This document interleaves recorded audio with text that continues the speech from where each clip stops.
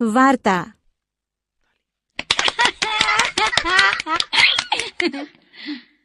બાલ દોસ્તો, આ કયું પ્રાણી છે?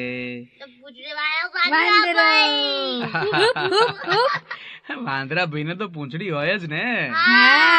સાચી વાત. આ છે વાંદરો ને તેની બાજુમાં એનું નાનું બચ્ચું બેઠું છે. છે ને સરસ?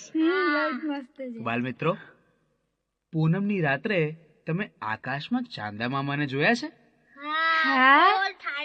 હે ને? કેવા સરસ સુંદર લાગે, એકદમ ધોળા ધોળા, નહીં? આ ચિત્ર જુઓ.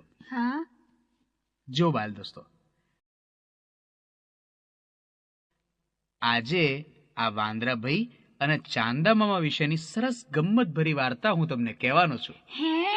હા, વાર્તાનું નામ છે ચાંદો તળાવમાં. શું નામ છે? ચાંદો તળાવમાં. હા. એક હતું જંગલ. જંગલમાં એક તળાવ, સરસ મજાનું મોટું તળાવ. તળાવ ફરતે નાના મોટા ઝાડ હતા. આ ઝાડ પર વાંદરાઓનું એક ટોળું રહે, અને એમાં મોટા વાંદરાઓય ખરા અને નાના નાના બચ્ચાઓય ખરા.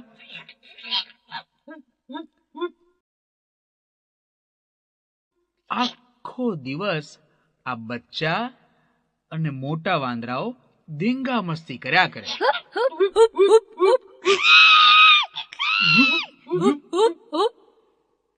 એક ડાળથી બીજે ડાળ ને બીજી ડાળથી ત્રીજે ડાળ, બસ કુદા કૂદ કર્યા કરે. વાંદરા રે વાંદરા, હુપ હુપ કરતા વાંદરા, અટક ચાળા વાંદરા ને કૂદ કૂદ કરતા વાંદરા. ઝાડે ઝાડે ફરતા જાય, ફળો મીઠા ખાતા જાય.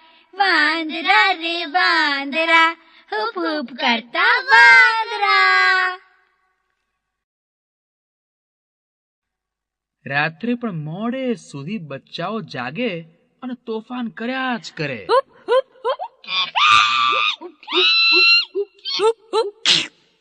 એક દિવસની વાત છે.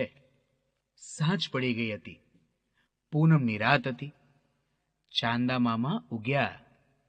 બચ્ચા તો ગમ્મત કર્યા કરતા હતા. પછી મોડા છેવટે એમને ઊંઘ આવી ખરી. રાત્રે એક બચ્ચાને